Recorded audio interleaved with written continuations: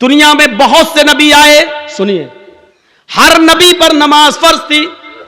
हजरत इब्राहिम अलैहिस्सलातु वस्सलाम ये कहा करते थे, इन्ना सलाती व नुसुकी व महयाया व ममाती लिल्लाहि रब्बिल आलमीन। मेरी नमाज, मेरी कुर्बानी, मेरी जिंदगी और मेरी मौत अल्लाह के लिए है। कुरान कह रहा है ना, इन्ना सलाती व नुसुकी व महयाया व ममाती लिल्लाहि रब्बिल आलमीन। मेरी नमाज, मेरी कुर्बानी, मेरी जिंदगी, मेरी मौत किसके लिए? अल्लाह के लिए। इसका मतलब यह है कि इब्राहिम अलैहिस्सलाम पर भी नमाज फर्ज थी। जब अपनी बीवी हाजरा को और अपने बच्चे छोटे इस्माइल को जब छोड़ दिया था बियाबान जंगल में, और जब चले गए बहुत दूर, बीवी और बच्चे की आंखों से ओझल हो गए, तो इब्राहिम अलैहिस्सलाम ने जो दुआ की थी वो दुआ को देखो कुरान रिकॉर्ड करता है, और रब्बी इन्नी अस्कंतु मिन ज़ुर्रियती बिवादिन गैरि ज़ी ज़रा इंद बैतिकल मुहर्रम लियुकीमुस सलाह इलाहुल आलमीन। और अल्लाह रब्बुल आलमीन, हमने अपनी बीवी को, हमने अपने बच्चे को एक बियाबान जंगल में तेरे हवाले छोड़ दिया है। उस जंगल में कोई नहीं है, इंसानी आबादी नहीं है, उस जंगल में कोई रहता नहीं है, कोई बंदा नहीं है। बिवादिन गैरि ज़ी ज़रा, बेआबू गैहाबादी है, वहां दरख्त भी पैदा नहीं होते, वहां बियाबान जंगली जंगल है, वहां से कोई काफिला भी नहीं आता है। थोड़े बहुत दरख्त जो दिख रहे हैं उन पर परिंदों के घोंसले भी नहीं है, एक चिड़िया का भी पता नहीं है।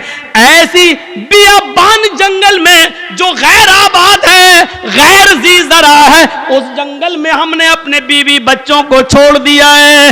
इंद बैतिकल मुहर्रम, तेरे काबिले एहतराम घर के पास, जहां तेरा घर तामीर होगा, जहां हमें तेरा घर बनाना है, जहां खाने काबा को बनाना है, जहां किबला बनना है, जहां किबले की तामीर होना, तेरा घर बनना है, ऐसे घर के पास हमने अपने बीवी बच्चे को छोड़ दिया है। लियुकीमुस सलाह, ताकि उससे फैलने वाली जुर्रियत, मेरे बीवी बच्चे लियुकीमुस सलाह, नमाज कायम कर सके, नमाज अदा कर सके, नमाज पढ़ सके।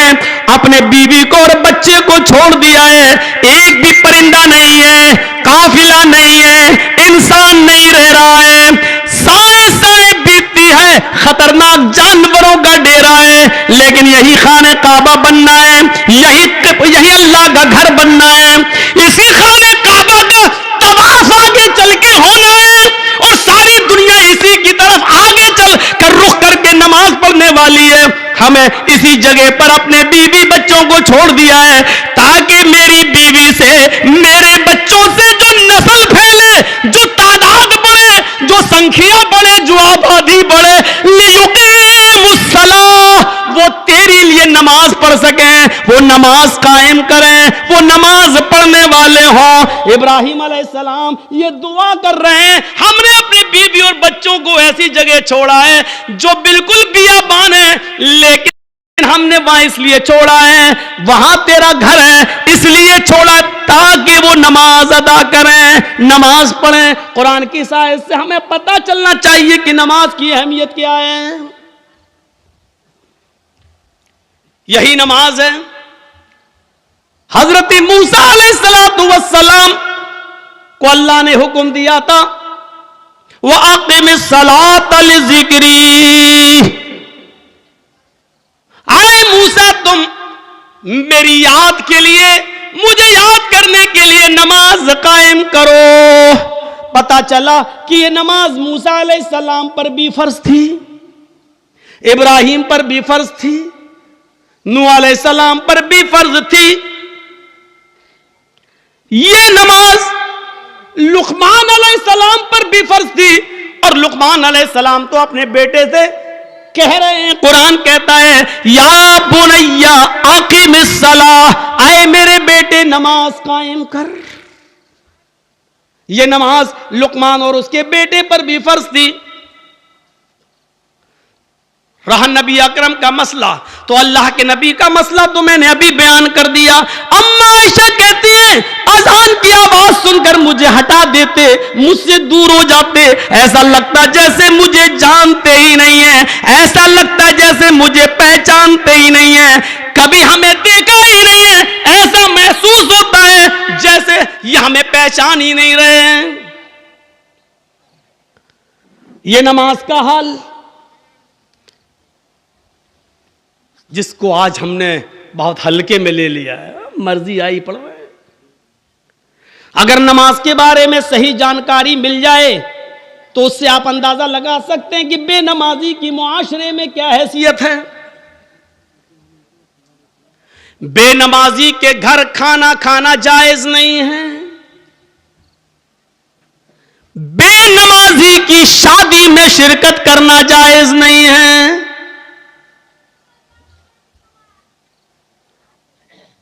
अगर किसी लड़की की शादी किसी बेनमाजी से हो जाए तो उस लड़की का बेनमाजी पति के साथ रहना जायज नहीं है।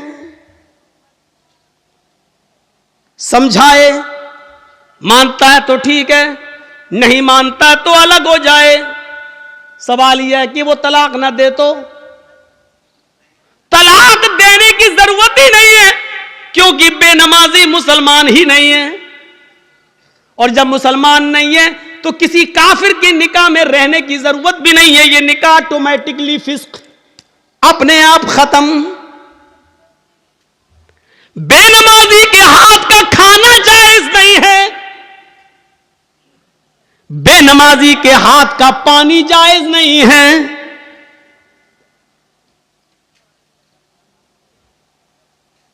बेनमाजी अगर मर जाए तो उसकी नमाज़े जनाजा पढ़ना जायज नहीं है। बेनमाजी अगर मर जाए तो उसको मुसलमानों के कब्रिस्तान में दफन करना जायज नहीं है। क्या क्या बताऊं।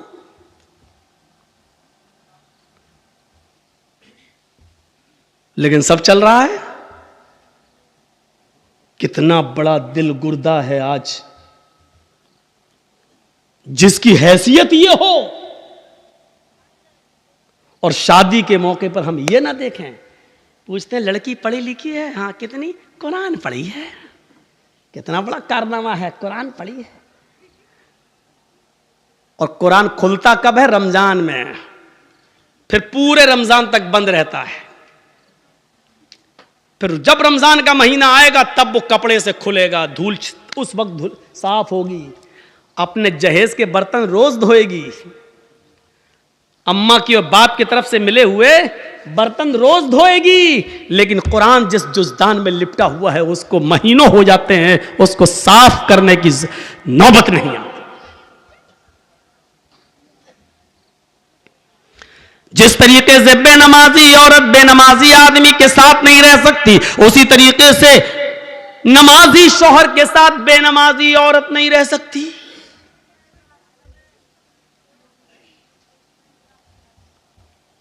देख रहे हैं आप, इन नबियों पर भी नमाज फर्ज थी।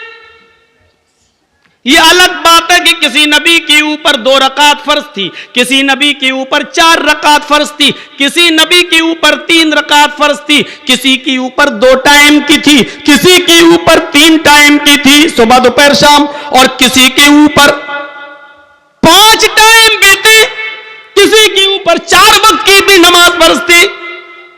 लेकिन अल्लाह के नबी जनाब मोहम्मद रसूलुल्लाह सल्लल्लाहु अलैहि वसल्लम जब नबी बनाकर भेजे गए तो आपने ये नमाज 5 वक्त की फर्ज की, क्योंकि अल्लाह ताला ने 50 से 5 वक्त की कर दी। और जब 5 वक्त की फर्ज कर दी गई तो नमाज का उसूल ये बनाया कि फजर में 2 रकात रख दी, जोहर में 4 रकात रख दी, असर में 4 रकात रख दी, मगरिब में 3 रख दी और इशा में 4 रख दी। क्योंकि किसी नबी के ऊपर 2 थी, किसी के ऊपर 3 थी और किसी के ऊपर 4 थी। 2 से कम नहीं थी और 4 से ज्यादा किसी के ऊपर फर्ज नहीं थी। इसलिए अल्लाह के नबी ने 2 भी रखी, 3 भी रखी और 4 भी रखी, ताकि लोगों को इस बात का इल्म हो जाए कि मैं किसी नबी के खिलाफ नहीं हूं। मैंने फजर में 2 रकात नमाज फर्ज की है ताकि उन नबियों की भी इक्तिदा हो जाए जो 2 रकात पढ़ा करते थे। 3 रकात भी मैंने मगरिब में रख दिए, क्योंकि कुछ नबियों पर 3 वक्त 3 रकात फर्ज थी, तो मैंने उनको की 3 रकात भी रख दी, ताकि उस नबी की सुन्नत भी जिंदा हो जाए। और जिन नबियों पर 4 रकात फर्ज थी, हमने ज़ुहर, असर और इशा में 4 रकात फर्ज कर दी, ताकि उस नबी की सुन्नत पर भी अमल हो जाए। मैं नबियों का मुखालिफ नहीं हूं, मैं रसूलों का मुखालिफ नहीं हूं, हाँ मैं आखिरी नबी हूं। अब तरीका मेरा चलेगा, अब रास्ता मेरा चलेगा। दुनिया में 3 ही किस्म की मखलूक है। एक मखलूक जो हमेशा खड़ी रहती है, जैसे पेड़, दरख्त, पहाड़, ये खड़े हैं। कुछ मखलूक झुकी हुई होती है, जैसे भैंस, बकरी, गाय, भेड़। आप देखिए, हम लोग जब ऐसे रुकू में चले जाएं तो बिल्कुल वही शक्ल हो जाती है। और कुछ मखलूक ज़मीन से चिपकी हुई होती है, जैसे छिपकली, चूहा। दीवार पे भी चढ़ेगा तो चिपका हुआ होगा, ज़मीन पे होगा तो ऐसे होगा। ये 3 ही किस्म की मखलूक है, चौथी कोई किस्म नहीं है। और अल्लाह कहता है युसब्बिहु लिल्लाहि मा फिस समावाति व मा फिल अर्ज़, ज़मीन व आसमान की सारी मखलूक अल्लाह की तस्बीह बयान कर रही है, अल्लाह की हम्द व सना बयान कर रही है। अल्लाह के नबी सल्लल्लाहु अलैहि वसल्लम ने नमाज में ये तीनों कंडीशन लागू कर दी है। अल्लाहु अकबर, अय अल्लाह, ये पहाड़ भी तेरी हम्द व सना बयान करते हैं, ये दरख्तों के पत्ते भी हम्द व सना बयान करते हैं। अगर तुझे खड़े होकर की जाने वाली इबादत ज्यादा पसंद है दरख्तों की, पहाड़ों की, तो देख मैं खड़ा हूं। अल्लाहु अकबर, मेरी इस अदा को कबूल कर ले। अगर तुझे 4 पैर वाले जानवरों की इबादत ज्यादा पसंद है तो देख मैं झुक गया हूं। अल्लाहु अकबर, मैंने रुकू कर लिया है, देख मैंने भी उनकी तरह शक्ल बना ली है। अगर तुझे छिपकली, चूहे और जमीन पर रेंगने वाले कीड़े मकोड़े, सांप, बिच्छुओं की इबादत और उनकी तस्बीह पसंद है तो देख मैं सजदा कर रहा हूं। अल्लाहु अकबर, जमीन पर चिपक गए, सजदा कर लिया। अय अल्लाह, अगर तुझे ये हायत पसंद है तो मैं भी इस हायत को कर रहा हूं। तीनों चीजें नमाज के अंदर लागू कर दी हैं। पता नहीं अल्लाह को कौन सी अदा ज्यादा पसंद है। अल्लाह, तीनों अदाओं में से जो तुझे पसंद है वो कबूल कर ले। आइए एक और चीज बताता हूं आपको। अल्लाह के नबी सल्लल्लाहु अलैहि वसल्लम के पास चंद सहाबा आते हैं। हाँ सुनिए, जबरदस्त चीज। चंद सहाबा आते हैं और आकर कहते हैं, अय अल्लाह के नबी सल्लल्लाहु अलैहि वसल्लम, मैं जब मस्जिदों में नमाज पढ़ने जाता हूं तो ये काफिर कान लगा लगा कर सुनते हैं, दीवारों पर कान लगा कर सुनते हैं। जब हम जोर से मस्जिदों में नमाज की हालत में कुरान की तिलावत जब मैं जोर से करता हूं तो ये काफिर सुन लेते हैं बाहर से, फिर ये मस्जिदों में घुस जाते हैं और बेतहाशा मारते हैं। इतना मारते हैं कि मारते मारते, पीटते पीटते हमें बदहाल कर देते हैं, लहू लुहान कर देते हैं। अल्लाह के नबी ने पूछा, अच्छा ये बताओ वो किस वक्त कान लगाकर सुनते हैं तुम्हारी दीवारों पर? कहा अल्लाह के नबी, शाम को जब वह काम करके वापस आते हैं, बहुत देर हो गई, तकरीबन 1.5 घंटा 1 घंटा, वहां बड़ा शोर हो रहा है, वो पीछे वो लोग सुन ही नहीं रहे, पता नहीं क्या खुरापाते कर रहे हैं। बच्चे नहीं हैं उसमें, कुछ बड़े भी हैं। उधर देखिए वो पीछे, और अभी तक नहीं सुन रहे। देखो वो फिर छलांग लगा रहा, कूद रहा, उनकी आवाज़ यहाँ तक आ रही है। कोई ऐसा आदमी नहीं है जो उनको भगा दे, उनको कह दे घर जाए।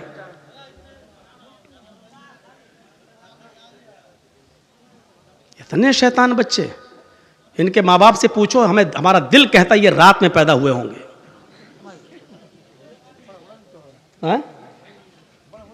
हाँ बड़ा बड़ा भी है, हमको यहां से दिख रहा है, अभी निगाह इतनी कमजोर थोड़ी हुई हमारी। पूछा अल्लाह के नबी सल्लल्लाहु अलैहि वसल्लम ने, अच्छा ये बताओ कि वो किस वक्त कान लगा के सुनते हैं? कहा अल्लाह के रसूल, वो जब शाम को काम करके वापस आते हैं जब तो वो कान लगाकर सुनते हैं, यानी असर के वक्त। तो अल्लाह के नबी सल्लल्लाहु अलैहि वसल्लम ने फरमाया, अच्छा तो कान लगाते हैं वो दीवारों पर? कहां? तो ठीक है, फिर असर में तुम कुरान की किरात जोर से करना बंद कर दो, यानी आहिस्ता पढ़ लो। और कब कान लगाते हैं? कहा अल्लाह के रसूल कैलूला करते वक्त।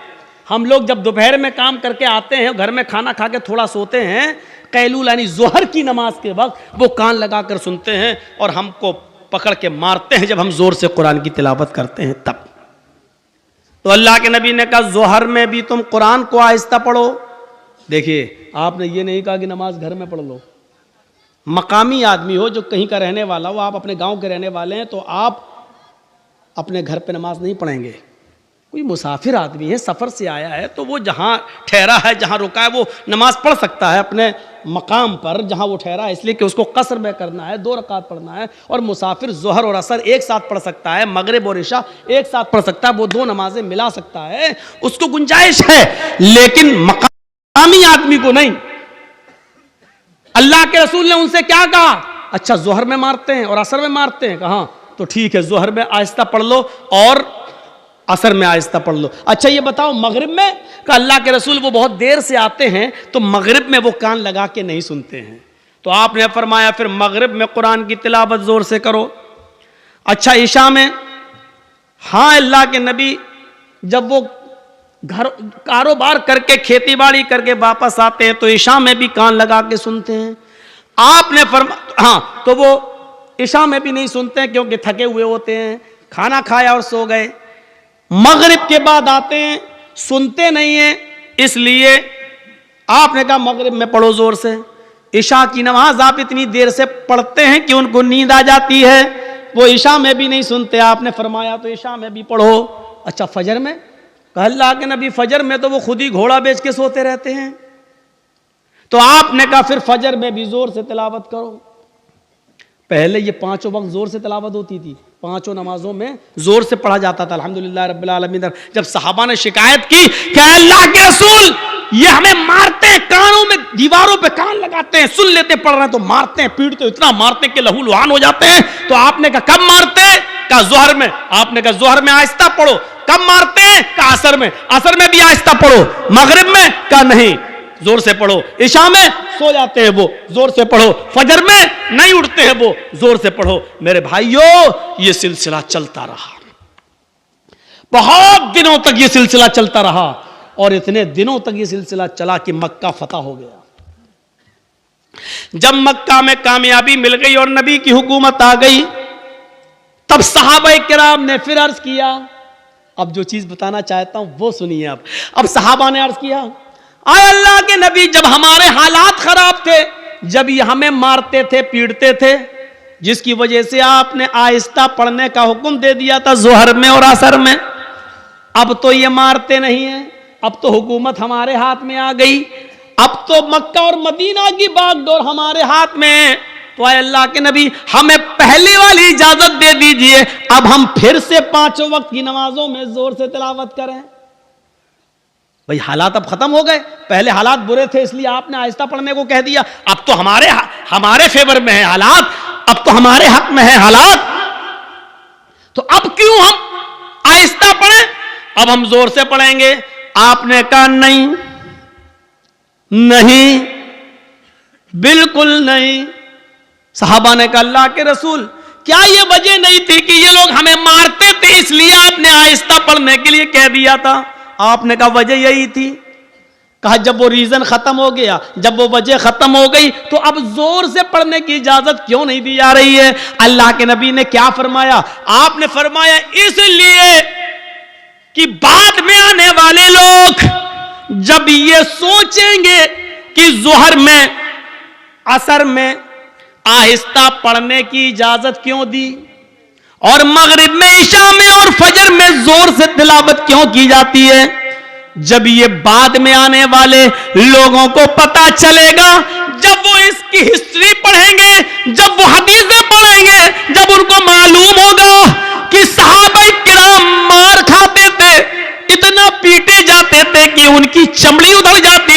लहूलुहान हो जाते थे। इसके बावजूद उन्होंने नमाज नहीं छोड़ी, मारे खाई लेकिन नमाज पढ़ी, आहिस्ता पढ़ी लेकिन पढ़ी, नमाज छोड़ी नहीं है। जब उनको इस बात का इल्म होगा तब उनको पता चलेगा कि साहबा किराम ने बड़ी से बड़ी मुसीबतें झेली हैं लेकिन नमाज नहीं छोड़ी है, नमाज तर्क नहीं की है, तो फिर वो भी नमाजी बन जाएंगे, वो भी नमाज के पाबंद हो जाएंगे। अब आपको अंदाजा है मेरे भाइयों, साहबा किराम मारे खाते थे, इतना पीटते थे कि उनकी चमड़ी उधर जाती थी, जिस्म से खून बहता था, लेकिन इसके बावजूद नमाज पढ़ रहे हैं। अल्लाह के रसूल ने कहा जोर से मत पढ़ो, आहिस्ता पढ़ो, लेकिन पढ़ो। नमाज ऐसी कंडीशन में भी माफ नहीं। हट्टे खट्टे तंदुरुस्त हैं और नमाज नहीं पढ़ते। और जुर्रत देखो, बहादुरी, हिम्मत तो देखो। अजान की आवाज आ रही है, कुछ लोग मस्जिद में नमाज के लिए जा भी रहे हैं, लेकिन कलेजा इतना बड़ा कि उन नमाजियों के सामने होटलों पे बैठ के चाय हम पी रहे हैं। हमारा दिल और हमारा कलेजा कितना मजबूत है। या अल्लाह, तेरा अजाब कैसे रुका हुआ है। इतनी बड़ी गलती अगर पुराने पिछले ज़माने की उम्मतों ने की होती तो अभी तक आग और पत्थर के अजाब से वो हलाक हो गए होते। अल्लाह रब्बुल आलमीन का अजाब हम पर आ क्यों नहीं रहा है? इसकी वजह क्या है? इतना बड़ा कलेजा। मस्जिद के सामने होटल के बाहर, मस्जिद के बाहर होटल पे बैठ जाए हम, और नमाज मस्जिद के अंदर हो रही हो और हम मस्जिद के सामने से गुजर जाएं साइकिल लेकर और बाइक लेकर।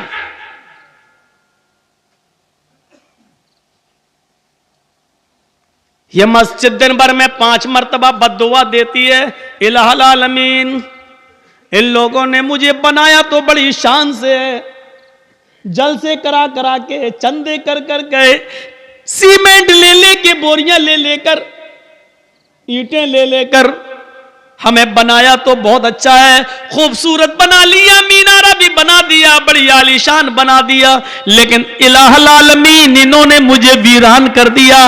बनाने के बाद मुझे आबाद नहीं किया। आय अल्लाह, इन्होंने मेरा पेट नहीं भरा। अल्लाह, इन्होंने मुझे बनाने के बाद मेरे पास नहीं आए, मेरी गोद में नहीं आए। आय अल्लाह, जिस तरीके से इन्होंने मुझे बनाने के बाद वीरान कर दिया, आय अल्लाह तू इनकी जिंदगियों में वीरानी पैदा कर दे। अल्लाह, जिस तरह इन्होंने मुझे बर्बाद किया तू इनको बर्बाद कर दे।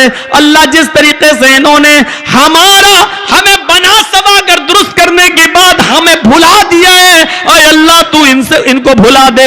मेरे भाइयों, ये मस्जिदों की कहीं बद्दुआओं का नतीजा तो नहीं जो हमारे हालात ही है, जो हमारे हालात ही है।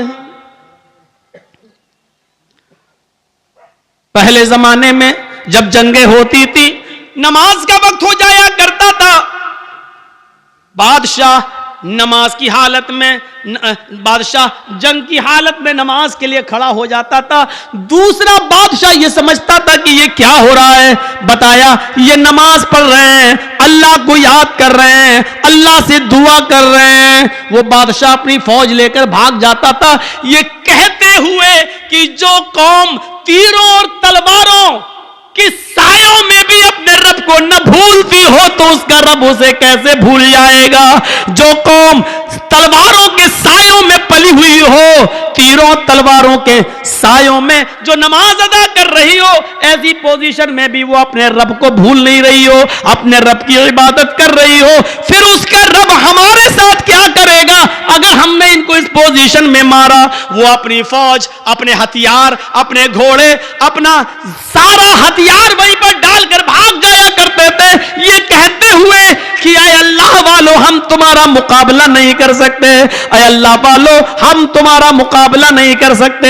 मेरे भाइयों, कल तक हमारे ये हालात थे, आज हमारे हालात ये हैं, हमारी मस्जिदों में नमाज हो रही है लेकिन काफिरों की बारात बजती हुई जाती है, उनके बैंड बजते हुए जाते हैं, उनके गाने बजते हुए जाते हैं, लेकिन हमारी अजान की आवाज या नमाज की क़िरात भी हो रही हो तो उनको कोई फर्क नहीं पड़ता, क्योंकि जब अजान और नमाज के वक्त हमने अपनी टीवियों को बंद नहीं किया है, जब हमने अपने घरों में टीवियां चलाना शुरू कर दी तो फिर काफिरों के दिलों से भी हमारा रोबो दबदबा निकल गया, काफिरों के दिलों से भी हमारा रोबो दबदबा खत्म हो गया।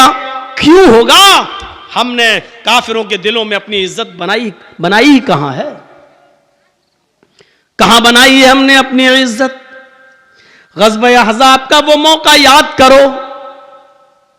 सुनो, सिर्फ एक नमाज थी, बस एक, वो भी अल्लाह के रसूल सल्लल्लाहु अलैहि वसल्लम की, नबी की एक नमाज, और वो भी छूटी नहीं थी। बस सिर्फ उसका असल वक्त निकल गया था। ग़ज़वा, जंग हो रही है, नाम है उस ग़ज़वे का ग़ज़वे अहज़ाब। और सुनो, कलेजा संभाल कर सुनो, दिल संभाल के सुनो इस वाक़े को। ग़ज़वे अहज़ाब, काफिरों की तरफ से तीर चल रहे हैं, मुसलमानों की तरफ से भी तीर चल रहे हैं। ये जंग इतनी खतरनाक हुई कि असर की नमाज का वक्त आ गया, लेकिन सहाबा किराम संभल नहीं पाए। कोई इधर था, कोई उधर था। नमाज पढ़े तो कैसे पढ़ें? एक साथ होते तो चलो आधे पढ़ लेते, आधे जंग करते, फिर ये जो आधे पढ़ चुके होते ये जंग में चले जाते, जो छूट गए वो बाद में पढ़ लेते। लेकिन कोई इधर है, कोई उधर है। ये असर की नमाज का वक्त था, असर की नमाज का वक्त। अल्लाह के रसूल नमाज पढ़ा नहीं सके और सहाबा एक साथ जमा नहीं हो सके। कोई इधर से तीर चला रहा, कोई उधर से तीर चला रहा है, लेकिन तीर चलाते चलाते चलाते चलाते मगरिब का सूरज जो डूबता है, मगरिब की नमाज के लिए सूरज के डूबने से, सूरज के गुरूब होने से थोड़ी देर पहले सहाबा किराम ने उस जंग पर कामयाबी हासिल कर ली, यानी काफिरों को हरा दिया। लेकिन असर की नमाज का वक्त निकल गया। सुनिए, असर की नमाज का वक्त निकल गया था। जल्दी से वहीं साहबा ने तयम्मुम किया और वुजू बना, तयम्मुम पानी तो था नहीं, जल्दी से तयम्मुम किया और नमाज पढ़ना शुरू कर दी। सूरज डूबने से, गुरूब होने से पहले पहले अल्लाह के नबी ने और सहाबा ने असर की नमाज पढ़ ली। सिर्फ वक्त निकल गया। जो पढ़ना चाहिए था पौने, हम लोगों के यहाँ कितने बजे होती है असर? आपके यहाँ कितने बजे हो रही है असर? 2:45 पर? हाँ, कहीं 3:30 पे भी हो रही होगी। हम 3:15। आपकी मस्जिद में कितने बजे हो रही है? 3:15।